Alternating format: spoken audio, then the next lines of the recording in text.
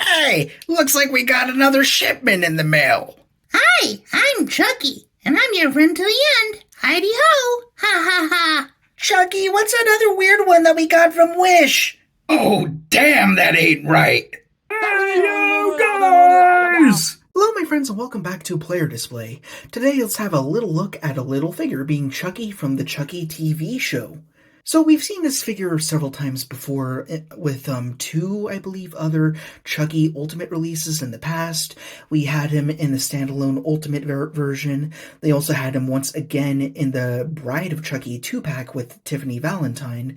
And this time we have just Chucky on his own once again. So the main thing about this figure is, of course, the differences are he is more geared to be accurate to how he appeared in the TV show, and also that causes his accessories to vary. So what accessories does he come with? We'll talk about that a little bit later after we first go through the box and the main figure. So it starts off with Chucky as he appears in his titular TV show, which was very good in the first season. The second one was alright, and I never made it through the third. I just got really bored of the whole White House setting. I wasn't too sure where the show was going, but all that being said, the show still had a ton of really good Chucky moments, so this figure's a lot of fun to have. And it's similarly to Ghostface, it doesn't matter how many of them you have, because there are many Chuckies at once, so it's kind of a good army builder when you really think about it, and a pretty affordable one at that. So starting off at the front, we have a profile of Chucky himself holding a knife, just barely visible off to the side. We have the really pretty neon Chucky name at the bottom, Ultimate TV Series action figure. To this side, we have Chucky once again with one of his many alternate profiles. He got his name as well, going on down. Off to this side, we have Chucky again, this time with his mouth a little bit more closed and less howling with laughter like on the other side we saw. And off to the back, even more display options with the various hands, heads, weapons, and whatever's that he's got. Even an alternate arm, which we will have a look at as well. Now let's have a look at this newest release of Charles Lee Ray. We won't spend too much time on him because, first of all, he is very small. And also, again, we've seen him on two other occasions, so this is going to be more of a comparison just to see how he's varied over the years. I believe it is all the exact same body mold, albeit with a few little mechanical tweaks here and there. And, of course, there are some different head sculpts and paint apps, so we'll have a closer look at those in size comparisons. But this is the figure as we get him straight out of the box with the hands and the head not interchanged. And the profile here might be one of the best. I think it's a very good portrait for Chucky. You can see it's got that doll-like flatness in the front, got the blue eyes, got the freckles, got the eyebrows painted on. Everything here looks fantastic. I think this is a very good one-size-fits-all Chucky. I feel like he could also fit into the Curse and Cult of Chucky universes as well. I just think it's a very good face that could match in many of the different films. But you also got the hair, and I think that's one thing that they have improved when you compare him beside the Ultimate Chucky standalone release of the figure. Before, it was a little too shiny, almost gold looking, but here it looks like they found a perfect balance between gloss and orange, and I think they did the hair just right. And the sculpt itself looks fantastic. Here it's a little bit more billowy, a little bit more filled in. I mean, it's a newer model of the Chucky doll, so that makes sense. That's pretty much it for this head sculpt, but going down we get the rest of the body, and again, it's pretty much no surprises, although I believe the overalls are darker and the undershirt is lighter in color, so that's pretty interesting. Again, we'll have a closer look at that later, but yeah, you got your blues, you got your Chucky paraphernalia with the cowboy hat, cowboy boots, we got a little bit of button work up here, got the good guy's pouch in the front. Got some more cowboy hats, construction equipment, just all the good things you can do with this good guy doll. So, yeah, he looks fantastic. Then you got the suspender straps going around meeting at the back. Then going over to the arms and a little bit on the torso as well, we have all these various stripes. And one difference that you'll notice between this release and the older releases is the stripes are now outlined with a zigzag pattern. So I'm not sure if that's just because that's how he appears in the new show, or if that's how he's always looked, but this is the first time they've accomplished it. But I really do like that detail. I'm not sure how they accomplished it, but I think it looks very, very good. Off to the hands, this is another difference. Yes, looking at the other figures, you will see that the hands are actually hinged. Before they were separate hands which had a ball joint, and then they would connect to a ball that's attached to the wrist prematurely. But here, we can actually go ahead and pop his hand off right now. You'll see it's a pin with a hinge. So that's a really interesting change, and that would also mean that the hands for this figure would not be interchangeable with the other releases that we've seen in the past. Going on down, got the little baby legs down here for the doll, and then we got some coiled up sleeve, I guess, where it continues with more of that stripe pattern.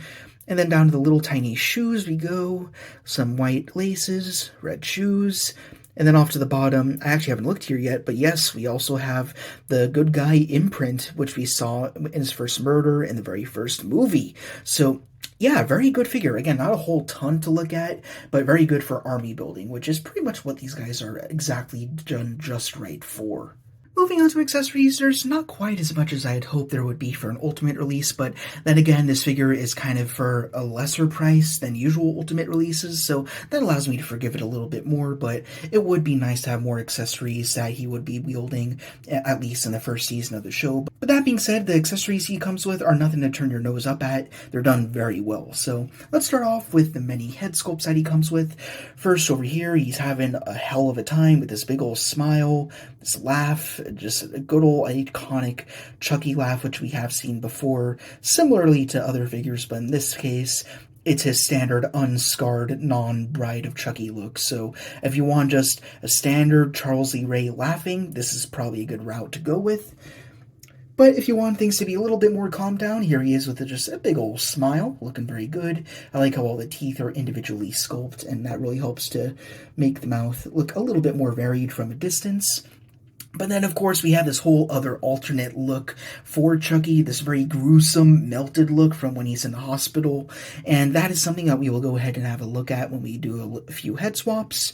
So it looks really good. We got this whole marred, melted, disgusting, gory-looking half of his head, which looks really strange from this side, but of course he fell into this vat of just loose syringes, and then everything kind of started to fall apart. But I love how he got the lopsided eye. This eye looks just very angry and pissed off at his current state. And then we also got the hair that's been a little bit violated by how he currently is. It's a little more furrowed up here towards this side. It's like Chucky Two-Face almost. But yeah, very good head sculpt. As for putting the heads on, it is very difficult, but again, we'll have a look at that. We also have an alternate arm to match his messed up syringe face, so you can plug that on as well. Really like it. It looks like he was just burnt on the beaches of Mustafar. But if you want to keep things very traditional, then you do have his classic tried and true kitchen knife. If you want to keep things nice and standard, I mean, you can never have a Chucky without a good old kitchen knife, so that's always good to see. Very shiny too. It's not a very dull silver. That is something that has been improved a little bit, I've noticed. We also have a small bundle of 3 syringes to smash right into a paramedic's chest, and they are very well sculpted and very easy for him to hold, so we'll have a look at that as well. And speaking of holding, we have 2 alternate gripping hands right here. One's a little wider than the other, one is more specific for the knife, and then we have one here for the syringes. And then last but not least, we have him flipping the bird, as he does in the TV show as well as in Child's Play 2. So if depending on whether you prefer the movies or the show, this is a very good option to go with. I really do want to display him with his hand. It's too perfect. I love it so much. So since this will be a shorter review, let's spend our time actually changing out some of the parts on Chucky, because he might be the most modular one that we've had when you consider the alternate arm that he comes with. And this is something that I'm going to dread a little bit, because across all 3 Chucky figures, I really hate removing the head sculpt. It always looks great, but there's this really huge ball joint in there I just find it makes it very difficult to part the rest of the head from the main body with. So, I find that if you lean it towards the back, sometimes that can help. So, gotta move it while twisting it. Oh my goodness, see what I mean? You really gotta pressure it. You can see in there's a little bit of white, almost pulling sort of in the plastic, so that scares me a little bit. But anyways, that head is off. We'll put that to the side. As for this arm, it is very easy to remove. You just articulate it to the 90 degrees. Go ahead and rotate that. Pops right out. that we can go ahead and put on his hospital accessories, if I may call it that. And another thing I do want to note before I forget is that this wrist that he has here on the alternate arm is not hinged. It is simply a swivel, which I don't know why they went that route, but probably just to continue the scarification that he's got on his hand, but it's not a big deal. We can go ahead and port this arm right on. Not really going to hear that validating click at all, but that's okay. So let's put this down and out of the way. Already looks really good. Looks like he was hit with a shotgun blast or something. And then I'll go ahead and try to port on this alternate portrait. Give it a little bit of pressure, twist it around. Oh, I really hate doing this. There we go. And then eventually you do hear a little bit of a pop, and then it's on. And you can see it's pretty seamless between the arm and this blob of face that he's got drooping off his head. So that looks remarkable, but let's also go ahead and gear him up so we can give him his syringes. Let's try it off in this hand right here. Fits in just fine. And then as for this hand, we'll pop it off, give a little bit of a twist and a pop. Again, it's pinned. It's not on the ball joint this time around. And then we can go ahead and give him the classic middle finger. So there we go, just as he appeared at the end of that very interesting episode. Looking really good. The articulation is a little bit boring, especially if you've handled this figure before, but everything he has pretty much gets the job done. The head articulation is pretty good, although not best exemplified with this head sculpt, but he does not go down at all, but he goes back a fair bit, and he would normally have a good tilt to that side and this side, but in this case not as much because of the way that this head sculpt restricts articulation. Got a little swivel you want as well. You could do a perfect 360 as he does in the movies. As for his standard arms, they swivel all the way around.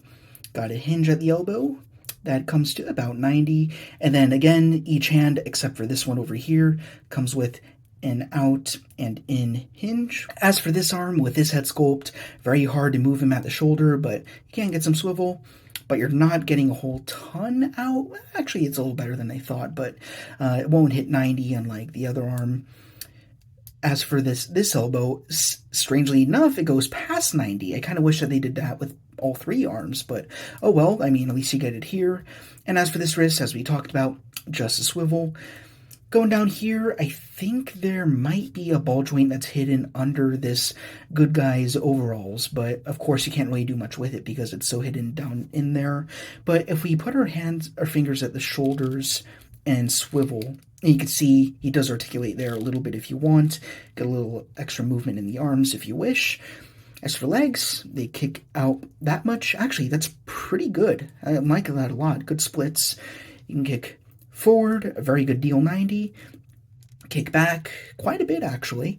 As for knees, we got a 90. And then as for the ankles, we got swivel, up, down, and a tiny, tiny rocker. So yeah, pretty much the articulation you'd expect, but nothing to complain about. Although, now that I'm seeing this 90-degree joint over here, kind of wishing it would be here on the default arms as well. But all that being said, fun figure. I like him a lot. Here we are at size comparisons with all the other Ultimate Chuckies that we've seen so far from NECA. Over here we have the first Ultimate release. This time he's in his Good Guys packaging with his knife and his default Good Guys head. Then over here we have the Bride of Chucky 2-pack with Chucky and Tiffany ready to cut off some heads. And as you can see here, the colors between the first release and the Bride release are pretty much identical, although the sculpt varies on the Bride version. But then as for the TV version that we have in the center, we have the same sculpt as the initial release, but with a different, brighter paint job. It's a little bit more saturated, if you will. But then, of course, last one we have to look at is Star Wars Black Series Mecha Muck. Oh, hey, new guy. Would you mind if I borrowed that hand of yours for a minute? I'm not using it, sure. Hey, Goldie. Goldie, look over here. Yeah, over here. Yeah, I'm right behind you. See, look at that. Look at that. Isn't that great? Oh, what I do to be shelved far away from you. This this is a very tiny figure, but for what he's worth, he packs in a good amount of punch. I think he matches up alongside the rest of the Chuckies just fine. I don't mind the color differences at all. I mean, he's a brand new model of him from the 2020s. The other ones are from like the 80s and 90s, so that kind of matches up. And if you're going for that Cult of Chucky look on your display, then I think he's a fine addition to have. Like, he could be one of the newer ones, leading one of the older ones in a battle or something. I don't know what it is that you want your Chuckies to be doing, but yeah, he gives you a lot of fine options. I feel like he is a little bit limited in the accessories department, but that's only because the figure is based on that initial season of the show and couldn't really take the next two into account by that point. But for what we got, I think he's just fine. And also, he's one of the cheaper Ultimate releases, so that makes it totally acceptable. If you were like paying what we'd be paying for like a Universal Monsters or a Predator, then yeah, it would be a little problematic, but he's a little bit less. And he's the most accessible Chucky that you can get, so if you've been dying for a Chucky, no pun intended, this is probably the way to go. But yeah, he's a lot of fun. Really, my only gripe with him is changing out the heads. I wish they could have improved that mechanic a little bit, but I just realized if you put in all the force in the world and expect to do that, then you can switch out the heads. It just takes a little bit of strength and elbow grease. Then eventually you hear that pop, then you can go ahead and swap out the heads at your leisure. So not a huge deal. Everything else, though, a lot of fun. Really wishing that maybe one day we'll see another Chucky with elbows that go past 90 degrees, but till then, this is good. I like this reuse. I think it went well, and yeah, it's a great overall figure. So, if you enjoyed this review and would like to see more, then please, as per usual, be sure to Like, comment, Ring the bell to be notified of our latest arrivals. And subscribe. This is the editor speaking, humbly reminding you to support the pod Patreon in the description to guarantee new content every single week. Thank you guys very much for watching. Rock on, and I will see you all later.